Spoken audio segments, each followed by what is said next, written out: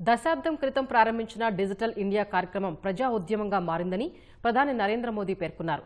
సమాజంలో డిజిటల్ అంతరాల్ని తగ్గించడంలో ఈ కార్యక్రమం వారధిగా పనిచేసిందని చెప్పారు.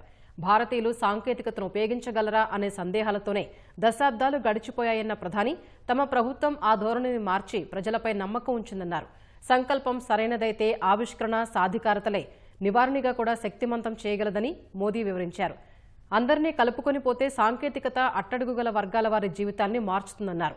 ప్రజాస్వామ్య చొరవ, డిజిటల్ మౌలిక సౌకర్యాలు నిర్మించడం, అందరికీ అవకాశాలు కల్పించగలమనే నమ్మకమే డిజిటల్ ఇండియాకు పునాదులు వేసిందన్నారు.